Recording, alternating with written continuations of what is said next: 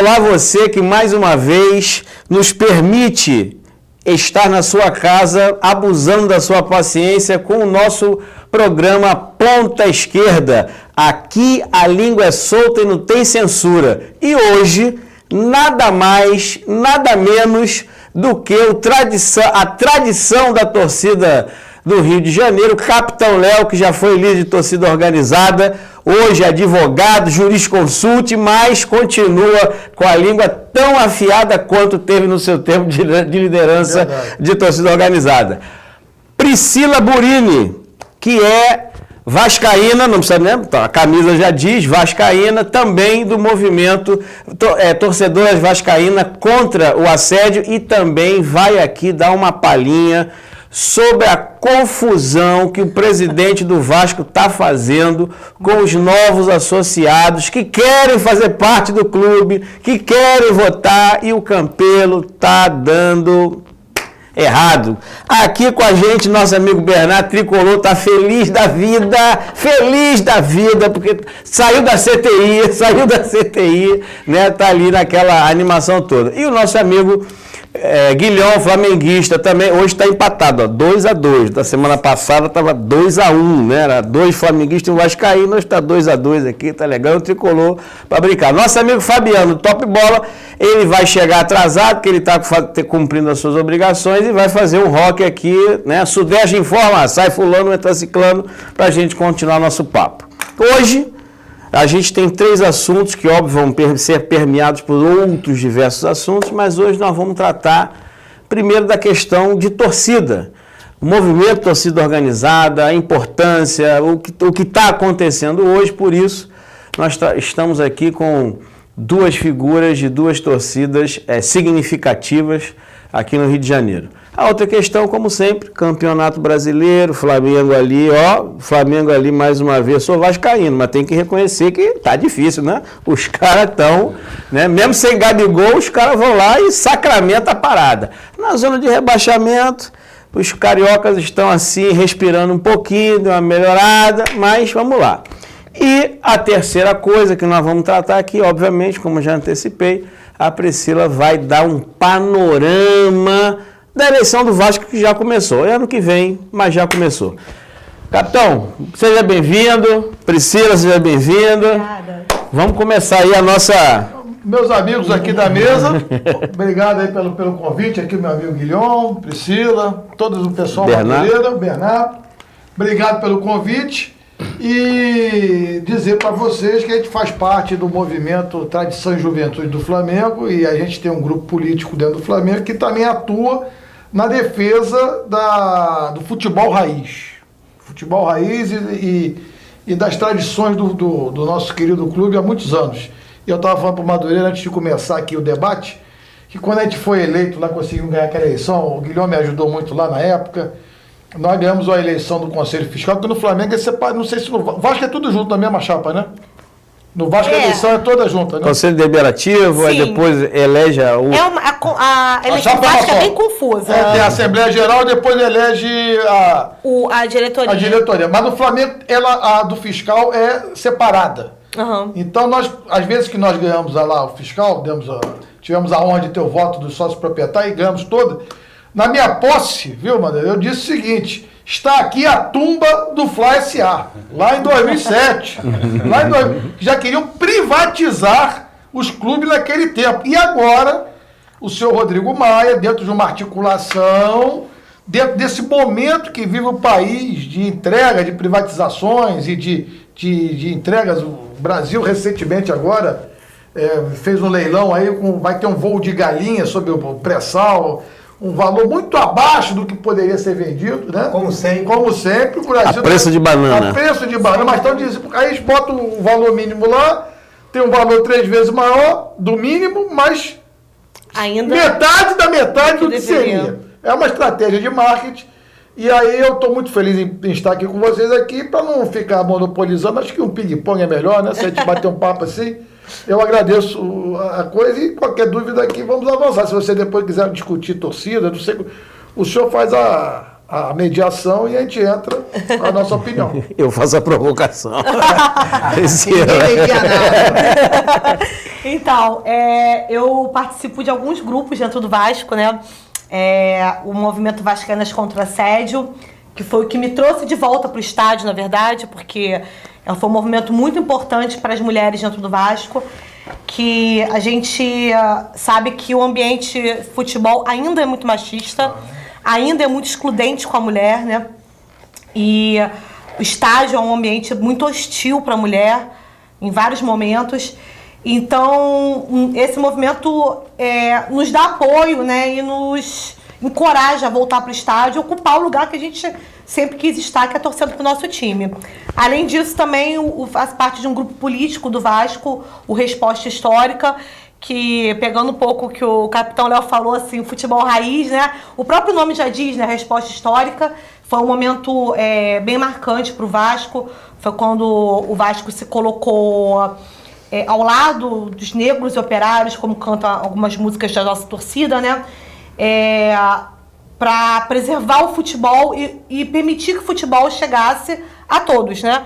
Porque foi uma época que quiseram nos excluir dali, porque nós tínhamos negros, tínhamos operários e tal, e a gente bateu ali naquele momento, foi nossa resposta histórica, e o nosso grupo tenta resgatar isso, esse caráter popular que o Vasco da Gama tem. Posso só fazer cortar um baralho rapidinho antes de fazer? E você está aqui representando também, lembrando, a saudosa Dulce Rosalia. Exato. Que foi uma liderança feminina importante da Renovascão, né? Sim, maravilhosa. E a Dulce, importantíssima. Exatamente. Então você está aí com a turma. Tem uma amiga minha, não sei se você conhece, da Força Jovem do Vasco, a Germani. Sim, eu não conheço pessoalmente. Mas ela também é atuante ali pela Força Jovem do Vasco, então parabéns.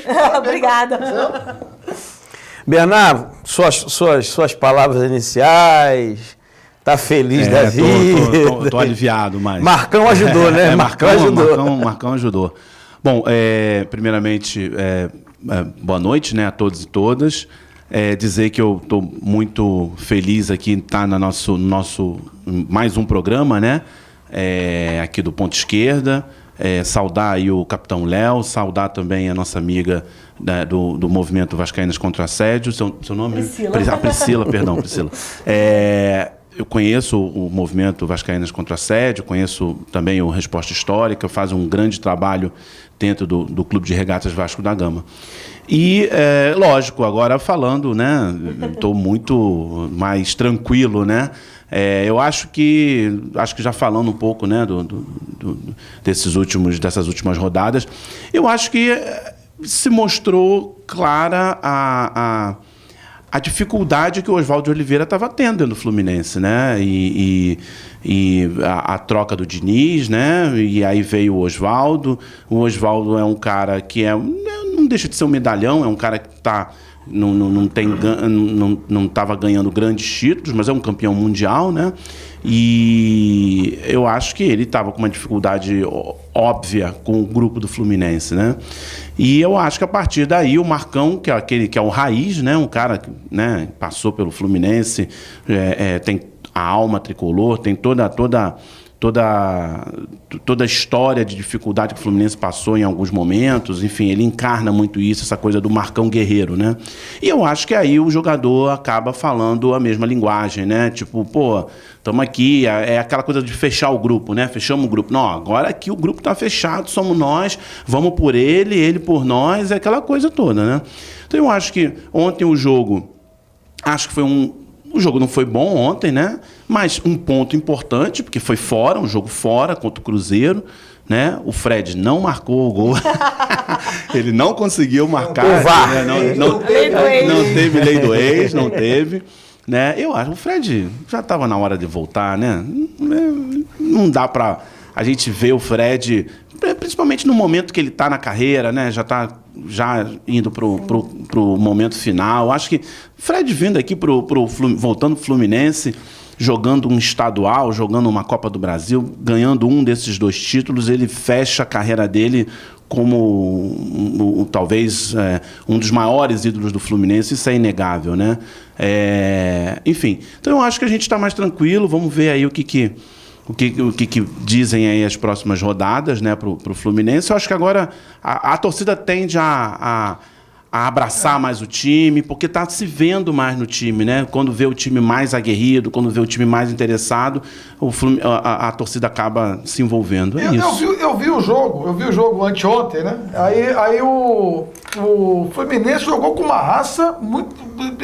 Uma mudança de comportamento do Fluminense. Interessante. O Marcão vai ficar, né? Vai ficar. Foi efetivado, vai ficar. Não tem. Marcão lá e acabou. Não tem segredo. Depois que inventaram a 12ª camisa, que entra em campo, agora tem a 13ª, né? Que é o VAR. Todo jogo o VAR tá mudando o placar. Guilherme, suas mensagens iniciais pra gente... Cada dia que passa eu me encanto mais com o que está acontecendo no futebol do Flamengo. A gente conseguiu montar um elenco com muitas estrelas, muitos jogadores já com uma passagem, uma carreira por clubes de destaque e um grupo onde aparentemente não há aqueles grupinhos que minam a relação, que estragam. Então, aparentemente, quando você olha para o Flamengo, você vê um grupo lutando por um objetivo, né? O próprio Jorge Jesus, eu já falei em outras ocasiões, chegou aqui achando que o Campeonato Brasileiro era o sonho da torcida e descobriu que não era, que era Libertadores. Eu li uma entrevista esses dias com o Pavão ali, está se sentindo totalmente à vontade, né? Eu costumo dizer que está jogando de terno, tamanha confiança e tamanha rapidez com que ele se mostrou um jogador fantástico para ler o jogo. Então, assim, uma grata surpresa. E acho que o que está acontecendo no Fluminense era o que me parecia que estava acontecendo no Botafogo, como eu já falei aqui.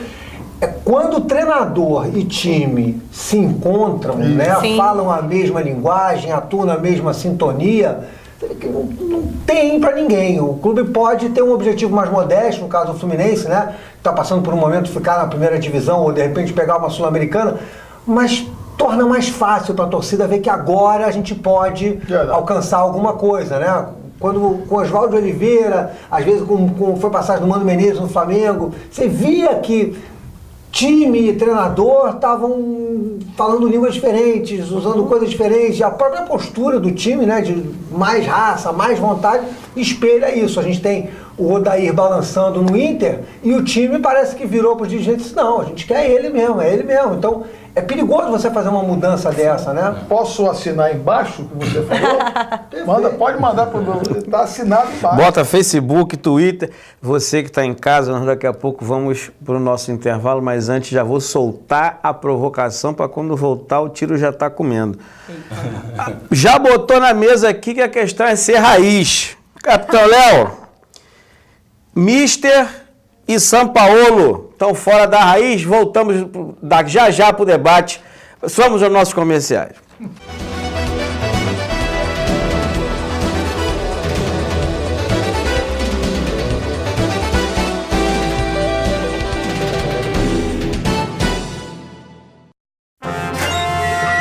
Você se preparou o ano todo para esse momento. O jogo da conquista. Mas para não ser desclassificado, é preciso se lembrar de algumas regras básicas. Você conseguiu chegar na menina, está conversando e resolveu tentar beijá-la. Não seja tão rápido, bonitão. Antes de mergulhar de cabeça, espere o sinal ser dado, ou você pode acabar desclassificado. Jogo limpo é sem violência contra as mulheres.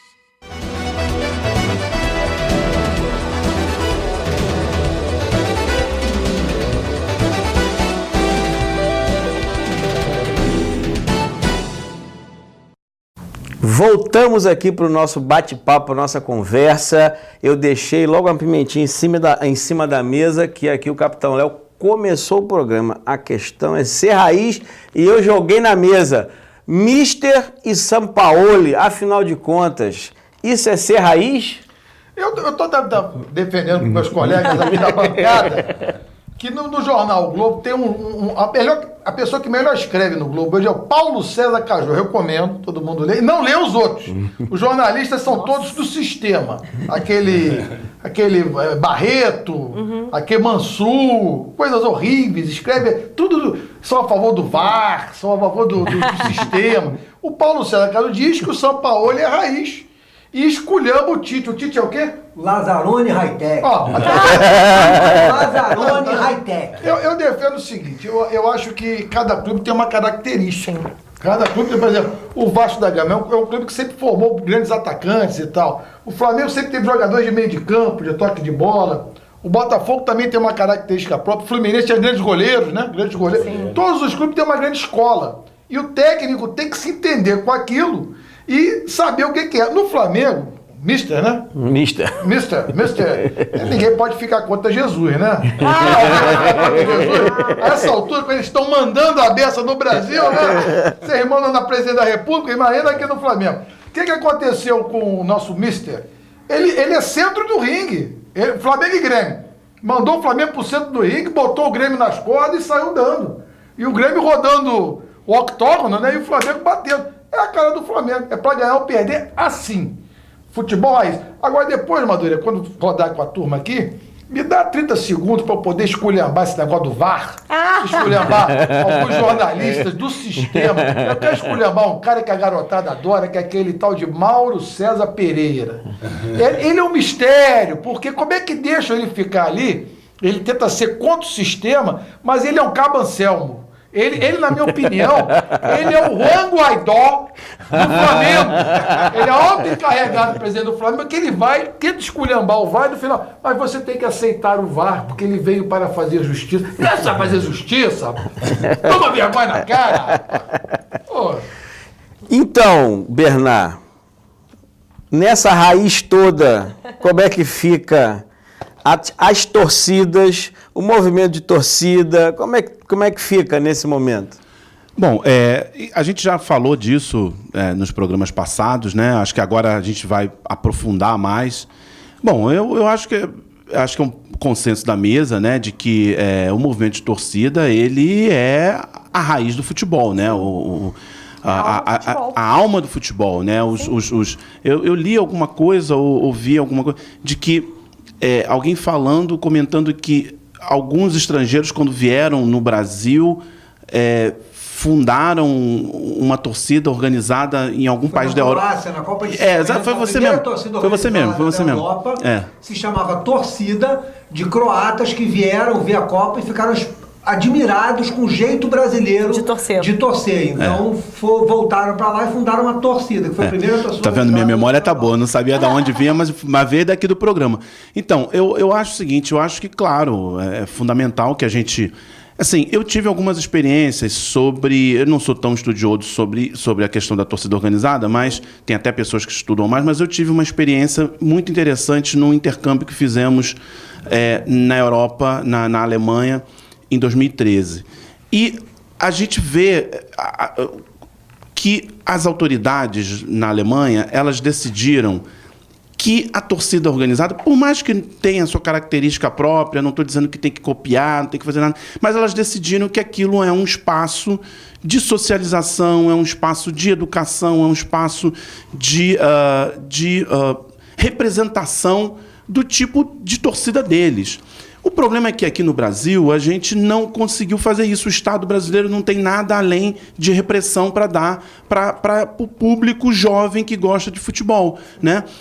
O Estado brasileiro ele só tem a criminalização para dar.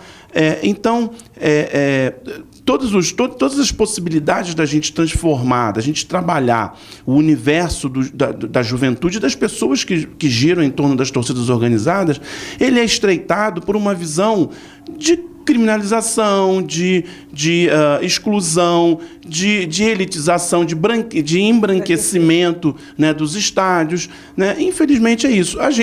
Eu participo do Torcedores pela Democracia, que é um movimento que tem levado esse debate junto com outros movimentos, né? A Priscila até vai falar de outros movimentos que existem, e a gente tem levantado essa questão porque hoje o estádio de futebol hoje virou um espaço não democrático. Você não pode ter nenhuma faixa, você não pode... Eu recomendo a todo mundo que veja no YouTube, tá lá, Brasil e Chile, 89, o jogo da fogueteira.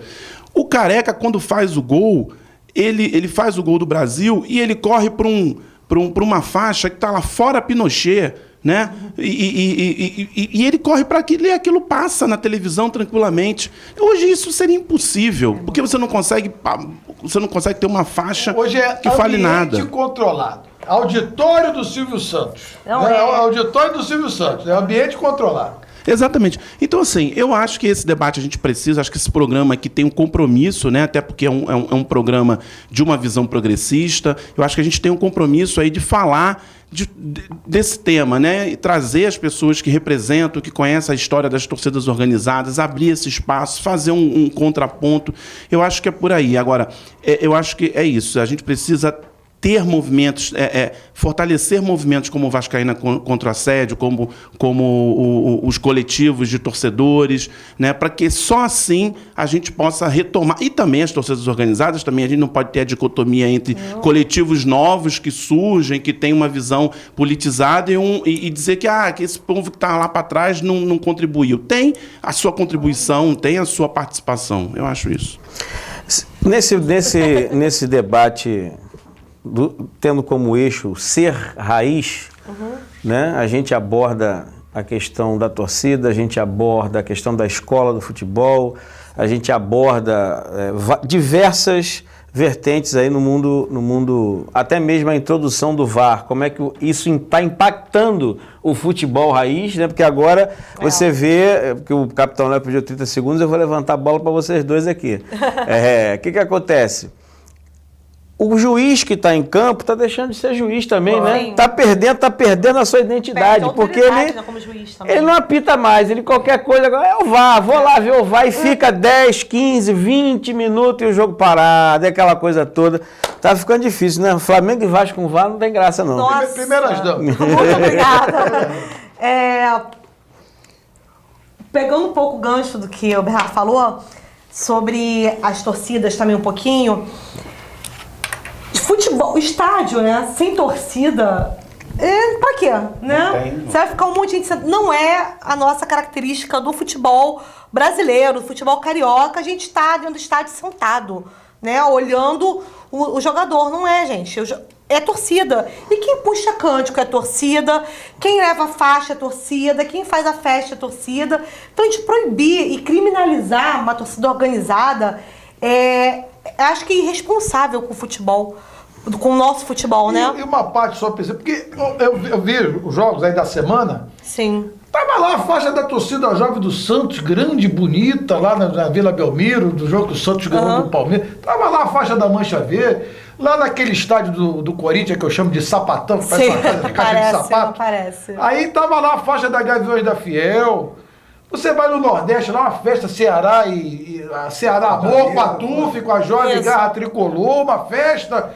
Aí no Sul, lá tava lá a torcida do Grêmio, lá naquela famosa popular do Grêmio, aquele negócio lá que tem lá. Por que os cariocas não podem? Não pode, né? Me explica, amor, você que tem contato com o poder, você que é ligado ao poder, por que estão proibindo nós cariocas, as nossas torcidas, o nosso futebol está sendo prejudicado pela perseguição, que é uma ótica do atual sistema punitivo, que entra numa comunidade como se fosse um território estrangeiro, né? Bota os blindados, ataque aéreo, forças aéreas. Eles pensam da mesma forma em relação à torcida. Eles proíbem a torcida de chegar a 5 mil metros do estádio. Suas considerações? Eu digo mais, eu fui no jogo domingo agora, e ali São Januário, né, nossa casa é maravilhosa, eu amo nossa casa. Só que assim, a gente faz aquela festa do lado de fora e entra faltando pouco tempo pro jogo começar. Sempre tem aquele acúmulo de pessoas entrando, que é comum. E eu tive uma cena que eu fiquei muito chocada esse domingo, porque eu cheguei sozinha, encontrei meus amigos lá dentro. E quando eu tava entrando, eu comecei a espirrar muito, né? E comecei a ver todo mundo em volta de mim espirrando, criança, famílias. E aí eu percebia que, sem motivo algum, os torcedores estavam só tentando entrar no estádio, sem motivo algum, a PM lançou gás pimenta pro alto. Sabe? Aí veio um pouco disso, de criminalizar. Nem torcida a gente era, não tinha confusão, não tinha nada acontecendo. Eu tava no meio do fervo ali, nada acontecia, e do nada uma nuvem de gás de pimenta. com um monte de criança. Na minha frente tinha uma família com criança, do meu lado tinha outra com criança de colo. Olha a responsabilidade, né? Olha como a gente está sendo criminalizado. Eu acho que... Eu não sei te responder o porquê dessa criminalização dentro do Rio de Janeiro, né? Deixa eu pegar um gancho de um minutinho, que me lembrou uma coisa, um minuto aqui, porque eu vou me meter. Teve a final, viu, Vasco da Gama e Fluminense. Sim. Taça Guanabara. Taça Guanabara. O Estado cometeu uma agressão. Que ano isso? Esse ano. Houve uma violência. A confusão com o Maracanã. 2 minutos só que eu tenho, né? Não, vai lá. Não, rapidinho. E aí a torcida do Vasco recebeu a orientação que poderia entrar no estádio. E fizeram a missão de entrar. Enfrentaram a cavalaria, enfrentaram a força do Estado, assistiram. Passou 2 ou 3 meses, mandaram prender os garotos da Força Jovem do Vasco, porque eles enfrentaram a cavalaria do Estado. Foi. Prenderam os garotos, o Estado está invertido. Sim. Depois nós temos que voltar a esse assunto. Temos. Sobre o VAR, né? Pegando um pouquinho aí, eu acho que, você sendo bem rápido em relação ao VAR, para deixar o Capitão Léo falar um pouquinho também, acho que a pior coisa é esse gol que a gente nunca comemora. Eu ia falar isso. O seu time faz um gol e você fica parado. Você não sabe se você comemora ou não. De uma televisão de Sim, gol ou não. E todo gol passa pelo VAR, né? É pior que o coito interrompido? Muito pior. Eu ia fazer essa... Muito pior. Nosso mediador aqui. Não dá, a gente não comemora mais, sabe? E quando a gente tá no estádio é pior ainda, né? Porque você vai naquela empolgação e você fica... É a destruição do futebol, são os picaretas. Esse esquema aí eu quero denunciar. Elitização do futebol. Eu entendo. Também no Brasil de hoje não precisa mais ter prova, basta ter convicção, né? Para você fazer. Também, com as convicções que eu tenho, isso está ligado ao jogo apostado. É o controle do ambiente, é a jogatina internacional. Todos os clubes já estão com patrocínio de jogo. Está sendo legalizada a entrada de jogo aqui. Eles tendo a ideia, a edição da imagem, milimetricamente, eu decido se é gol ou não. Eu congelo a imagem 1 segundo a mais ou 1 segundo a menos, decido o lance. Que foi o que aconteceu, por exemplo, Flamengo e Grêmio, que o Gabigol estava impedido e depois o Bruno Henrique não estava impedido. Exatamente. Se você pegar as duas imagens, elas são rigorosamente iguais. Então, ou os dois estão impedidos, ou os dois não estão impedidos. E o congelamento da imagem na fração de segundo que a bola sai do pé define o lance para frente. Além dos ângulos de câmera, chamado paralaxe. Teve uma aula de paralaxe. Paralaxe, exatamente. Até 1 da manhã vendo o Jornal da Globo, aquela loplete, assustada com paralaxe. Isso tudo é manipulação de resultado para garantir a jogatina. Eu tenho essa convicção. E não seria a primeira vez. Lembremos do juiz que foi pego, lembra? Naquele Adilson. Que foi pego por outra, estava tendo uma outra investigação e por acaso grampearam o juiz. Mudou o método, mas a manipulação continua mesmo. Para evitar pegar o juiz, agora é o VAR e você tem que aceitar, porque a máquina é mais inteligente do que eu. É perfeita. Tudo mentira, não admite erro, né? Tudo mutreta. Seus picaretas. O Pô Fechou do Vasco reclamou 2 vezes porque o VAR mudou o resultado do jogo na cara dura. Vamos para os nossos intervalos e voltamos já já.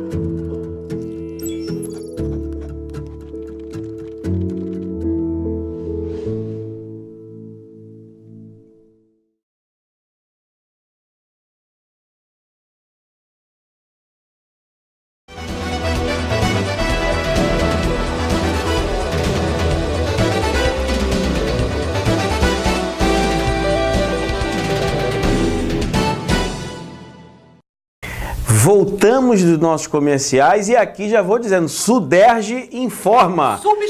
Substituição. Sai Bernat, tricolor, entra Fabiano do Top Bola, botafoguense, que fez aqui, já aqueceu e já entrou em campo e já vai chegar na bola dividida. Nós estávamos aqui, Fabiano, fazendo um papo ameno, tranquilo, sobre a experiência do VAR. Né? O Capitão Léo aqui já fez um carinho, já fez um afago nessa experiência futebolística, defendendo o futebol raiz e já abrindo para você aí, que eu sei que vai vir pimenta sobre o VAR e o Botafogo. Boa noite a todos, primeiramente. É um prazer substituir aqui o Bernard, né? Saiu o tricolor, entrou o Alvinegro. Mas que beleza, hein? Já cheguei bem recebido, né? Uma polêmica boa, já estava ouvindo ali o Capitão Léo falar no intervalo. Tem polêmica. Sobre o VAR, eu penso que é uma ideia muito boa, só que como a maior parte das coisas no futebol brasileiro é muito mal utilizado. Eu vejo assim, eu acho o VAR muito mal utilizado. Poderia, assim, pode ser ainda uma boa forma de ajudar o futebol, é uma tecnologia importante. Ontem, aliás, já que aqui é polêmica, eu já vou descer a lenha mesmo, cito nomes, hein? Ontem, o Botafogo, anteontem, Botafogo, porque o programa está sendo gravado na quinta, né? Então, na quarta-feira, o Botafogo teve um gol anulado, bem anulado, contra o Goiás, o gol do Cícero. Por um pouquinho ele estava impedido. E o Goiás teve um gol bem anulado contra o Botafogo, porque agora essa regra maluca diz que se a bola bater na mão e sair o gol depois, você tem que anular o gol. Eu discordo da regra. Mas já que ela está ali, ela tem que ser aplicada. E ela foi. O próprio Marlone, envolvido na jogada, falou: o VAR tá aí, tem que ser utilizado, e a tecnologia ajudou nesse lance, o rapaz do Goiás. E aí foi lá o senhor Juca, que fúria, vocês podem até gostar dele, no blog dele lá, falar que o VAR operou o Goiás. Ô, seu Juca, toma vergonha, rapaz, seja responsável com a sua profissão. Mas vamos lá, então, assim, o VAR para mim é um bom veículo, é um bom material a ser utilizado, mas tem que ser bem utilizado. E a arbitragem aqui no Brasil sempre foi ruim, não era agora com VAR ou sem VAR que ia melhorar também. Sobre o glorioso que alívio, né? Opa! Veja que engraçado. O primeiro que estava sentado estava aliviado. O que substituiu manteve a cadeira do alívio. Cadeira do alívio. É a cadeira do alívio aqui, bem do lado esquerdo. E um bom jogo ontem do Botafogo, anteontem, do Botafogo contra o Goiás. Uma atuação firme de quem manda os jogos em casa.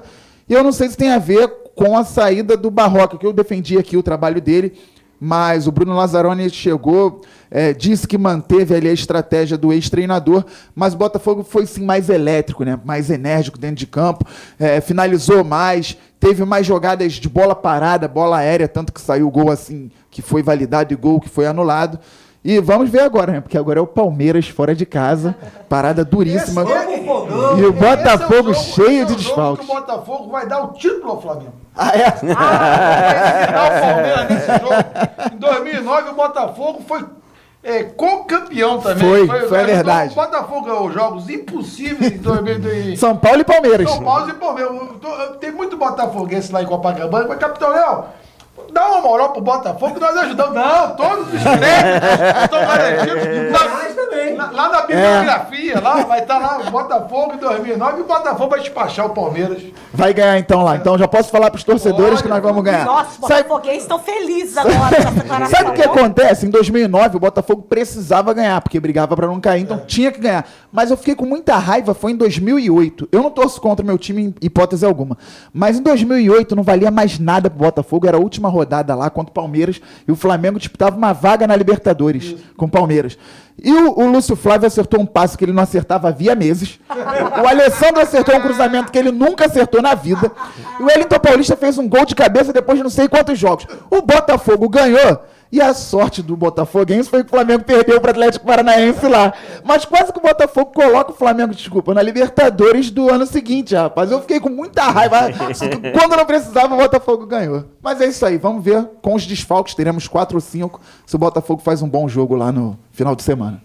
Então, para vocês verem como o ambiente é bom, né? As pessoas aqui, língua solta. As pessoas aqui podem falar o que quiser, dar nome, porque a democracia permite, vai lá, esculhamba, fala, E se quiser vir aqui no programa ter o seu direito de resposta, está garantido o seu direito de resposta de vir aqui defender alguma coisa ou limpar a sua alma ou a sua consciência aqui na nossa conversa. O Juca que foi, ele vai descer.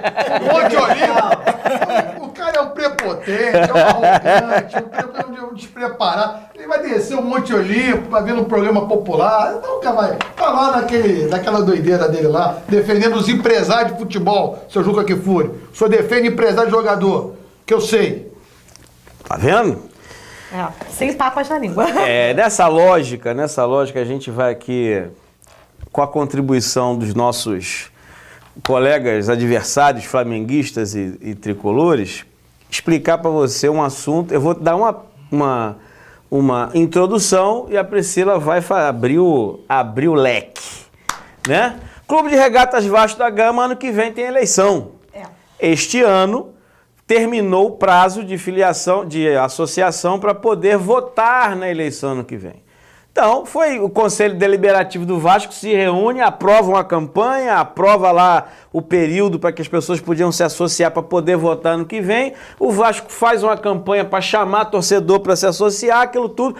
Torcedor se empolga, torcedor vai lá, faz a associação, paga e espera o presidente. Porque pelo estatuto do Vasco está dizendo lá que o presidente tem que autorizar a entrada, tal, essa coisa toda. E aí o presidente, simplesmente, de mais de 1.000 novos associados, acatou mais ou menos 400 associados e o resto, ele está dizendo em rede social que é fruto de roubalheira. Eu falei assim, eu tô maluco, rapaz. Eu sei que aqui a pancada vem aqui, mas vai lá, Priscila. Eu acho que a eleição no Vasco é sempre confusa, né? A eleição no Vasco... Muitos anos. Ela é muito confusa. Priscila, desculpa, podia ser um reality show nas eleições do Vasco. Podia fazer. Da audiência. Não, eu acho incrível, assim. Até espírito de Eurico Miranda, os beneméritos vêm, né? Então, a gente vê como é que é o nível dessa política do Vasco, né? E a gente teve essa campanha, foi baixado o valor da joia para que mais pessoas se associassem. A joia estava em R$ 2.500, ela passou para 750. Foi feita uma campanha para que mais mulheres se associassem, diminuindo ainda mais a joia para a mulher. A mulher tinha 20% de desconto, porque hoje, né, o Conselho do Vasco, né, ele só conta com 3 mulheres. Apenas, né? De 320 conselheiros, a gente tem 3 mulheres, sendo que benemérito, assim, alto benemérito, a gente tem uma mulher, que ela tem 89 anos, eu não me recordo o nome agora, desculpa, mas ela já tem 89 anos, é a única mulher alto benemérito ali que pode ter voz ali, né? Então você vê que é muito defasado nesse ponto. Mas isso é um perfil geral, né? Todos os clubes do Brasil. O clube que mais tem mulheres é o Palmeiras, que eles têm, acho que pouco mais de 20% de mulheres. Ele é um ponto fora da curva, né? Mas o Vasco está em último ali nesse sentido de mulheres dentro do conselho, mulheres atuando na política do Vasco. Então foi feita uma campanha, foi divulgado amplamente, foi aquele frisson, né? Eu fui uma, por exemplo, que aproveitei e fui me associar depois de muito tempo, pensei, é agora, é hora, né? Baixaram minha joia, tô lá, vou poder votar, vou poder estar influenciando a política do meu time. E eu tô até agora, né? Aguardando aí Sem saber se vai conseguir. Aguardando meu presidente. Fez no prazo e não Mas a gente pode fazer um ping-pong aqui, só pra gente entender. Você preencheu a ficha, foi, e a secretaria não te deu o ok? Não, o que acontece? Você chega lá, preenche a ficha. Já começa uma questão que para você virar sócio geral, que é o sócio que pode votar, você precisa da anuência de outro sócio. Então, se você for lá sozinho, cara e na coragem, você pode dar com a cara na porta. Pode, né? Não, dá com a cara na porta. Exatamente. Não pode assim, porque pode ser que você dê sorte, como eu dei, de encontrar alguém lá para assinar para você. Então você chega lá, você não é de torcida organizada, é assim, de grupos políticos, de um grupo político, mas eu resolvi no último dia, no prazo final, eu resolvi lá me associar, né? Então eu não avisei pra ninguém. Eu fiz a louca, saí do do trabalho, fui correndo pra lá. Cheguei lá, peguei uma pessoa que estava lá assinando e falei, assina pra mim, querido, por favor, consagradinho, vem cá, dá um ok aqui. E ele assinou. Só que isso foi no dia 30 ou 31 de julho. Foi uma sexta-feira.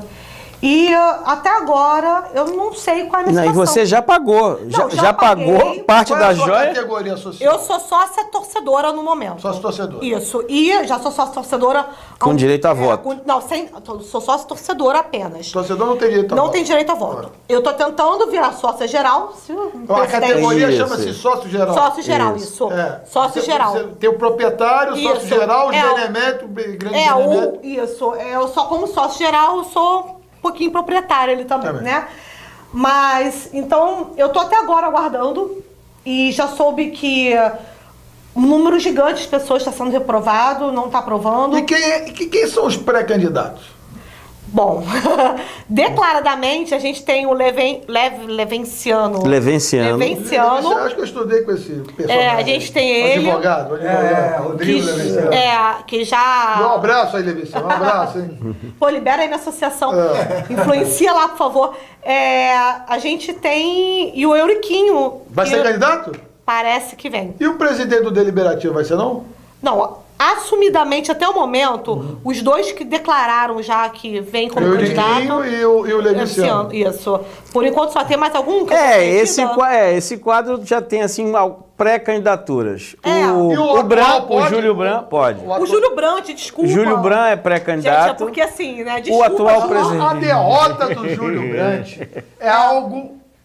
Ele deve ter entrado em trauma, porque ele já se sentia presidente Já. e começou a fazer um monte de besteira antes de sentar na cadeira. Ele lembrou dois personagens da política, Jânio Quadros e Fernando Henrique. Eu lembro agora. Vai lá. Então você vê, a gente tem rapidinho para a gente ir para o nosso intervalo e voltar. Você tem o atual presidente que pode se candidatar à reeleição, Campelo, Júlio Branco, que está dizendo que é Eu candidato. até esqueço do Júlio.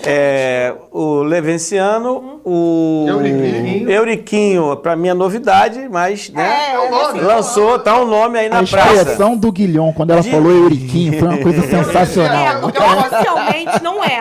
Ronda esse Sensacional. assunto de que ele tá vindo aí. Mas não é oficial. Edmundo disse que é pré-candidato, então mas- tá, Deixa por eu registro enquanto... aqui que eu gravei um vídeo fazendo umas homenagens ao Eurico Miranda, que realmente, como agente da torcida organizada do Flamengo, sempre cumpriu com a gente, o Eurico, e o vídeo do meu canal deu 30 mil visualizações.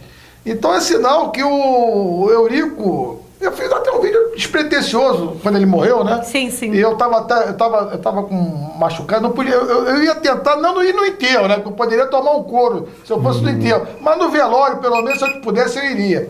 E o Eurico, ele tem esse legado. Então, se o filho, o Euriquinho, tem um carisma parecido, mas não é a mesma coisa. O Euriquinho é capaz de incomodar. E o candidato atual é muito forte. Campelo. Muito forte, então vai ter que ter uma composição. O que vai passar, só para me meter no Vasco aqui, vai passar por vocês definirem esse negócio de abonar a ficha lá. Sim. Isso é absurdo que está acontecendo. Eu volto pra falar disso.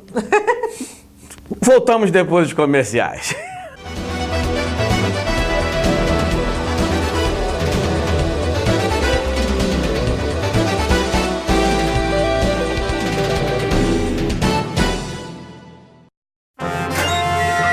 Você se preparou o ano todo para esse momento. O jogo da conquista. Mas para não ser desclassificado, é preciso se lembrar de algumas regras básicas. Você conseguiu chegar na menina, está conversando e resolveu tentar beijá-la. Não seja tão rápido, bonitão. Antes de mergulhar de cabeça, espere o sinal ser dado, ou você pode acabar desclassificado. Jogo limpo é sem violência contra as mulheres.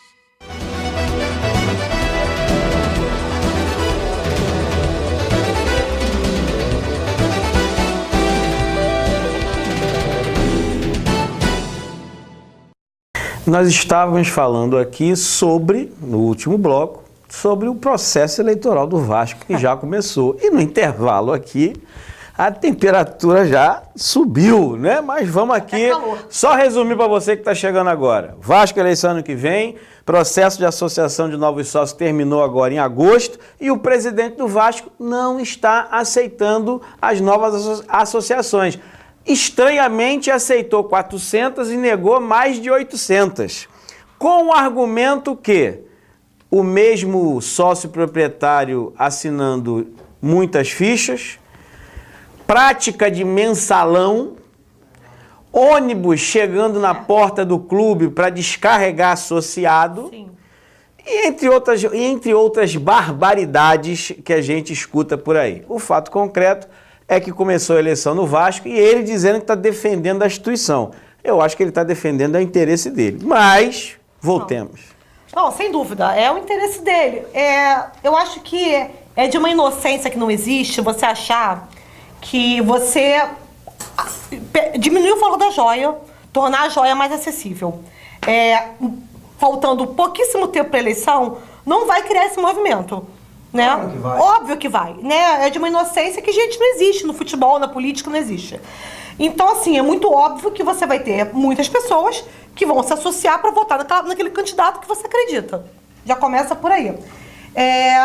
Agora, qual o critério, né, que ele está dizendo? Porque o estatuto do Vasco, ele ainda tem uma benção que diz que o presidente ele não precisa justificar por que não foi aprovado a associação.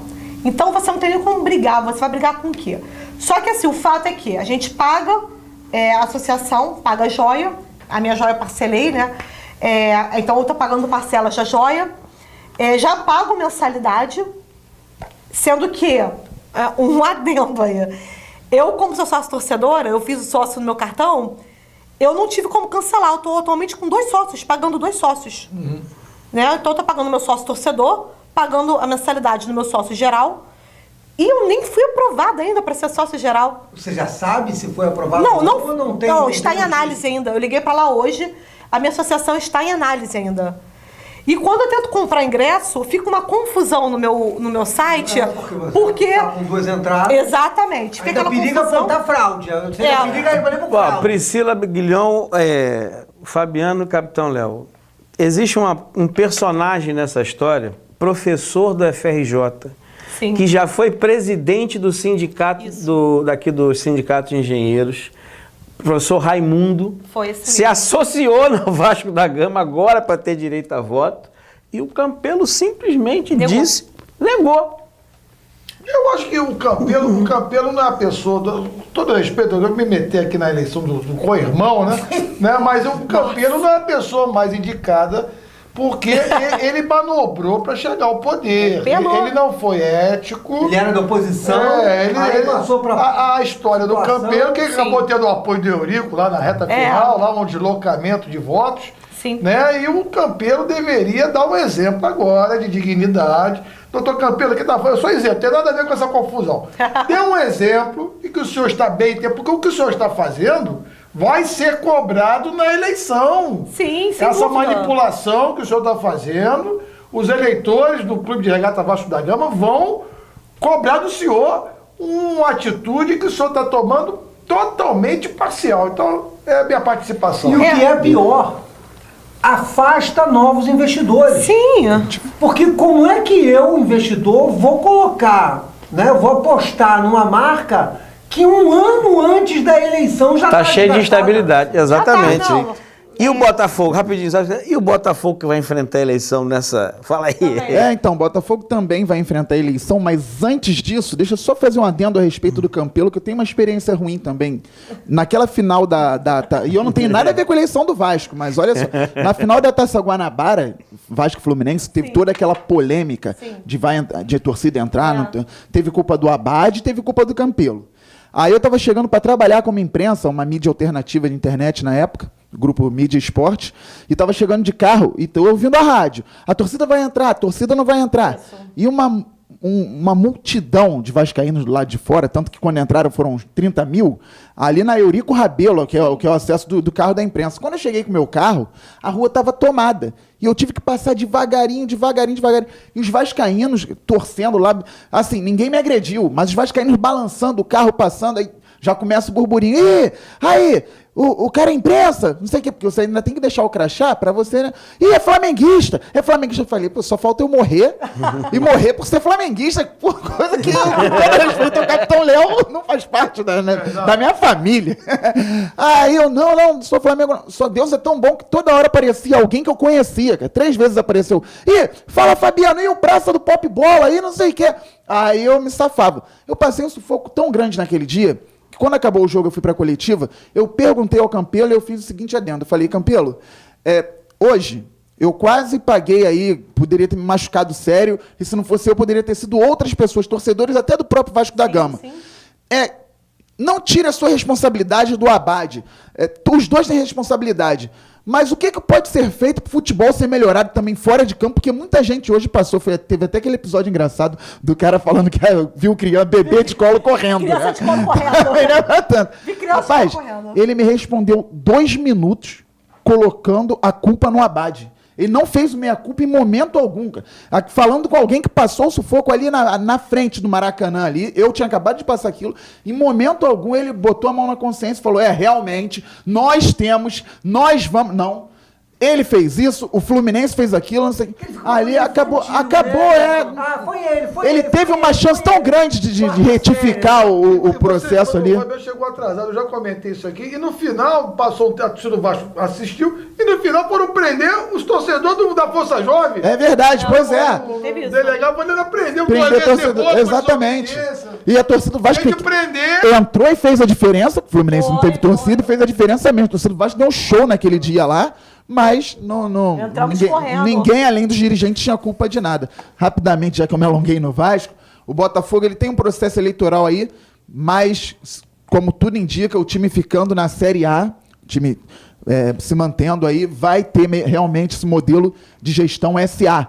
E aí, o presidente do clube, eu agradeço muito por isso, vai cuidar lá da piscina, do sócio, do esporte amador, e vai deixar o futebol ser tocado por gente que conhece, em tese, que conhece de futebol, por gente profissional da área. Não, está sendo desenhado um modelo bem interessante em cima disso, Guilherme, bem interessante mesmo. Então, assim, já tem empresas, tem uma empresa para captar os investidores, já tem investidores externos, né, de fora do país, para investir no Botafogo, e aí essa parte política parece que vai ficar um pouco mais tranquila, até porque a gestão atual também, não sei se alguém aí conhece, eu conheço gente da gestão atual pessoalmente, mas eu posso falar claramente aqui.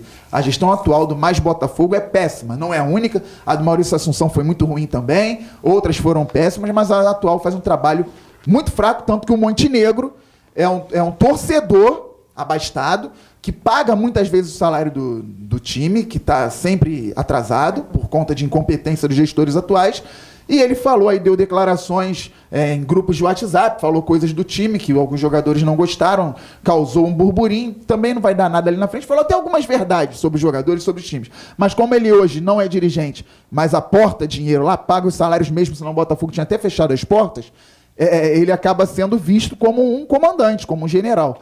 Então, isso também deve acabar, porque no modelo profissional nós não vamos precisar mais de um salvador da pátria nas horas em que o clube pode ir literalmente à falência. Posso cortar o baralho 1 minuto, 30 segundos? Estou muito feliz aqui com o programa, né? Porque o Fabiano aí, ele é o contraponto nosso aqui. Contra a privatização, somos contra o VAR, mas contra esse ato, desde o primeiro programa debate. Aqui a democracia acontece de fato. Tem o debate, sem sombra de dúvida. Tendo em vista a cultura empresarial e a cabeça do empresário no Brasil, é uma coisa que eu não confio entregar na mão desses caras. Mas o cara vai preso, vai responder por crime. Meu irmão, aqui no Brasil, 8% dos homicídios chegam ao Poder Judiciário. Você acha mesmo que o cara vai prender o milionário que faliu o clube? Vai nada. Não vai, claro que não.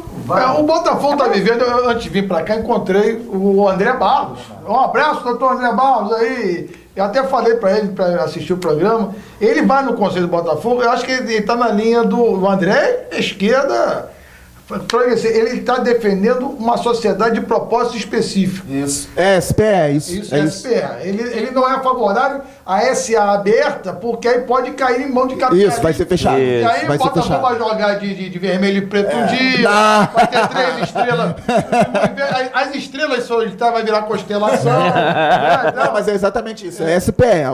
Por isso que eu falei aqui, o modelo está sendo muito bem estruturado para não acontecer o que aconteceu, por exemplo, com o Figueirense. Está sendo um modelo bem diferente. Tem bastante gente de esquerda lá querendo o modelo. Porque as experiências do clube empresa foram traumáticas, né? Figueirense, o Desportivo, a gente estava conversando aqui. O Vitória da Bahia.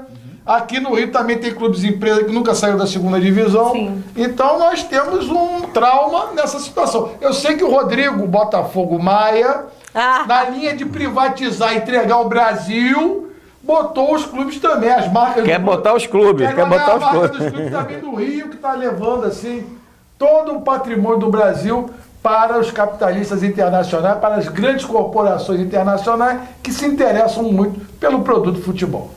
Você que está em casa, hoje o nosso programa será encerrado pela Priscila. Vai concluir aqui o seu raciocínio sobre o que está acontecendo lá no nosso, Sua mensagem. no nosso caldeirão.